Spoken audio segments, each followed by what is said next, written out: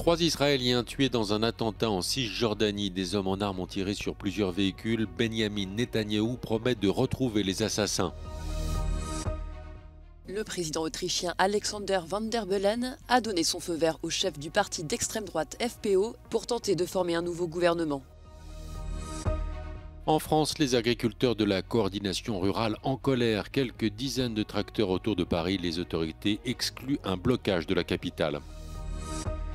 En visite à Séoul, le secrétaire d'État américain Anthony Blinken s'inquiète des liens de plus en plus étroits entre la Corée du Nord et la Russie. Des Golden Globes pour le brutaliste Emilia Pérez de Jacques Audiard. Côté télé, la série Shogun rafle une grande partie des récompenses.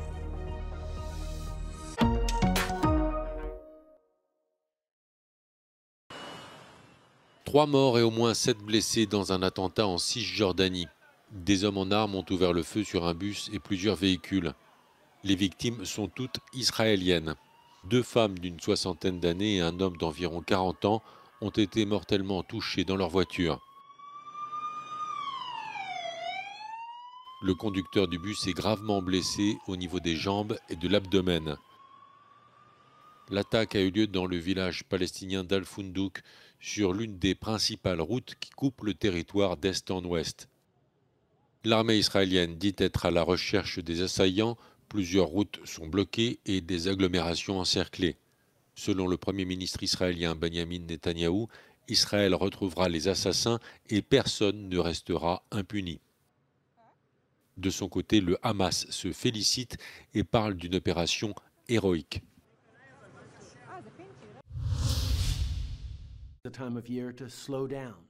Justin Trudeau annonce sa démission. Le Premier ministre canadien de 53 ans quittera son poste une fois que son successeur sera désigné.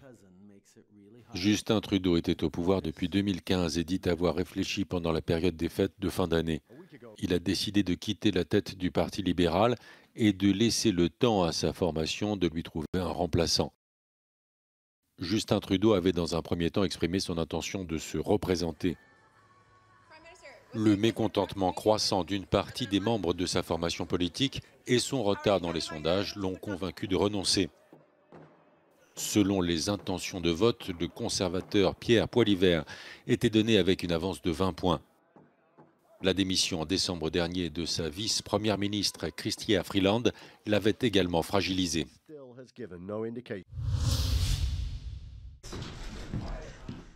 Le président autrichien Alexander Van der Bellen a donné son feu vert au chef du parti d'extrême droite FPO, Herbert Kickl, pour tenter de former un nouveau gouvernement. Les 2 hommes se sont rencontrés lundi à Vienne, quelques jours après l'échec des négociations pour former un gouvernement centriste, suivi de l'annonce de la démission du chancelier conservateur Karl Nehammer.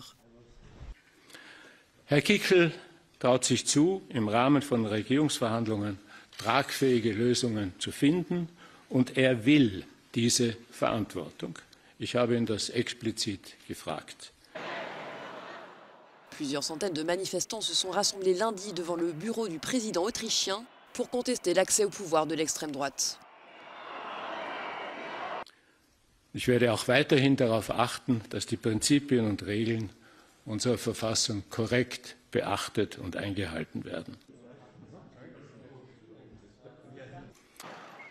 Bien que vainqueur des élections législatives en septembre dernier, le FPO a essuyé le refus d'une collaboration par les autres partis, ce qui avait entraîné la nomination de Karl Nehammer au poste de chancelier. Christian Stocker, tout juste nommé secrétaire général du Parti conservateur OPV pour lui succéder, se dit désormais disposé à travailler sous la direction d'Herbert Kickl.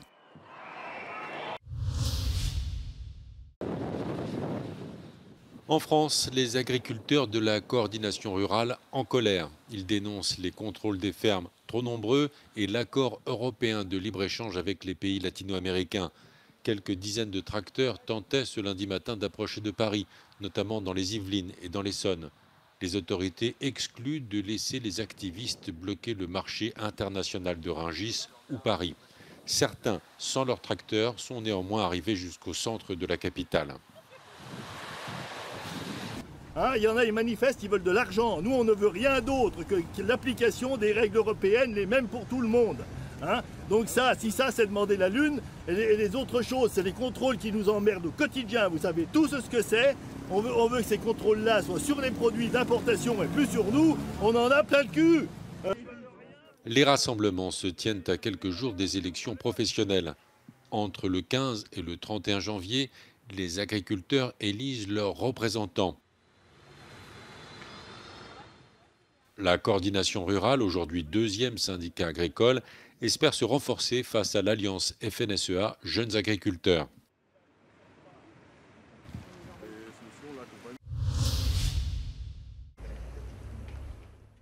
Des milliers de Monténégrins demandent la démission des responsables de la sécurité après une fusillade de masse qui a fait 12 morts le jour du Nouvel An. Des manifestants ont organisé 2 rassemblements dans la capitale Podgorica et dans la ville de Cetinje où la fusillade a eu lieu. De nombreux habitants de Cetinje estiment que la police a mal géré la situation et n'a pas fait assez pour renforcer la sécurité depuis le massacre d'août 2022, dans lequel 10 personnes avaient trouvé la mort, dont 2 enfants. Došli smo ovdje da tražimo odgovor zbog čega se po drugi put desio masakr na Cetinju i zbog čega niko ne odgovara. Zbog čega je toliko teško podnijeti ostavku i zbog čega opet, nažalost, nećemo dobiti nikakav odgovor ko je odgovoran između stalog za... La fusillade du jour de l'an est survenue après une rixe dans un bar. Un habitant de la ville âgé de 45 ans est rentré chez lui pour prendre son arme avant de retourner au bar et d'ouvrir le feu. Il y a tué 4 personnes et 8 autres ailleurs dans la ville avant de retourner son arme contre lui. Ce massacre a remis en question la capacité de l'État à s'attaquer aux problèmes, notamment celui de la possession d'armes à feu. Selon la police, la fusillade était impossible à prévoir, bien que le tireur ait été condamné par le passé pour comportement violent et possession illégale d'armes. Les autorités ont rapidement annoncé l'adoption d'une nouvelle loi stricte sur les armes à feu et d'autres mesures pour lutter contre les armes illégales. Dimanche, la police a déclaré avoir effectué des descentes dans plusieurs villes du pays et confisqué une vingtaine d'armes, plus de 500 munitions et des explosifs. Le Premier ministre monténégrin Milojko Spajić a promis des sanctions sévères à l'encontre de toute personne qui enfreindrait les nouvelles lois.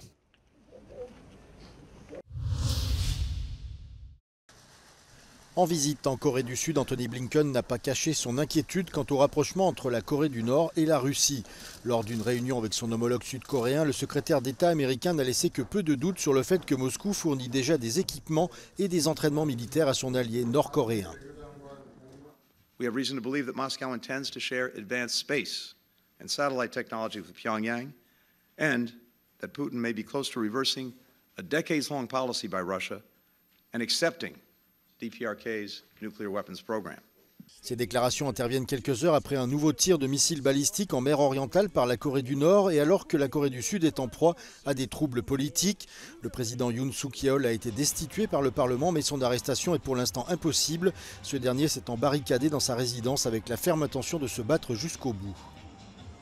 Korea's democracy has been tested in recent weeks, just as American democracy has faced challenges throughout our history. But you are responding by demonstrating your democratic resilience. The United States has full confidence in South Korea's institutions, and we reaffirm our unwavering support for the Korean people. Anthony Blinken effectue ses derniers déplacements à l'étranger. Il se rendra cette semaine au Japon, puis en France.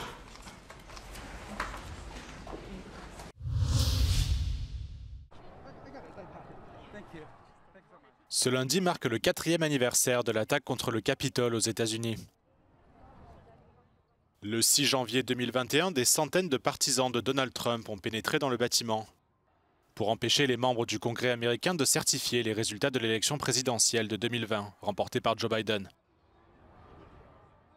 Alors que le Congrès se réunit de nouveau pour entériner l'élection de Donald Trump, les républicains sont partagés quant à son intention de gracier toutes les personnes emprisonnées pour leur implication dans l'émeute. Le président américain élu a en effet déclaré qu'il gracierait les émeutiers au premier jour de son second mandat, qui commence le 20 janvier.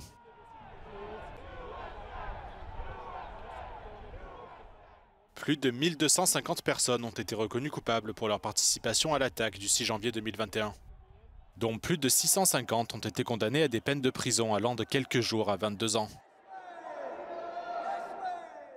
Certains républicains sont favorables à une grâce générale pour tous les condamnés, affirmant que les participants à l'émeute ont déjà payé pour leurs actions. Mais d'autres, comme le vétéran républicain Gus Bilirakis, conseillent à Donald Trump d'examiner les grâces au cas par cas. Les officiers de police qui ont défendu le Capitole sont en revanche fermement opposés à tout pardon présidentiel pour les participants à l'émeute. De nombreux policiers ont été battus, certains avec leurs propres armes, alors qu'ils tentaient de contenir la foule. Environ 140 agents ont été blessés au cours des violences, qu'un avocat a qualifié de plus grande attaque de masse en un seul jour contre les forces de l'ordre dans l'histoire des États-Unis. Quant aux démocrates de la Chambre des représentants qui ont mené une enquête sur l'attaque, ils ont prévenu qu'un pardon présidentiel pourrait avoir des conséquences considérables. Le républicain Benny Thompson a dirigé la commission de la Chambre des représentants chargée d'enquêter sur les émeutes. Dans son rapport, il affirme que Donald Trump a allumé le feu de l'insurrection il y a 4 ans.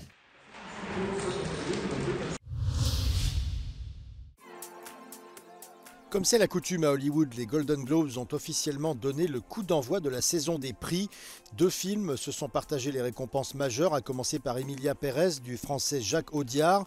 Le film raconte l'histoire d'un chef de cartel mexicain qui, voulant changer de vie, décide également de changer de sexe. Le film obtient 4 récompenses, dont celui de la meilleure comédie ou comédie musicale. L'actrice Zoé Saldana décroche le précieux sésame pour son second rôle. Quant à Carla Sofia Gascon, elle-même transgenre et star du film, elle a pris la parole lors de la remise du prix. Grand vainqueur dans la catégorie drama, Le Brutaliste du réalisateur américain Brady Corbett. Il obtient le Golden Globe du meilleur réalisateur et du meilleur film. L'acteur Adrian Brody repart avec le Globe du meilleur acteur et se positionne comme le grand favori pour les Oscars en mars prochain. Enfin, l'actrice Demi Moore, jamais récompensée malgré une carrière de plus de 30 ans, décroche un Golden Globe pour son rôle dans le film fantastique The Substance de la française Coralie Farja.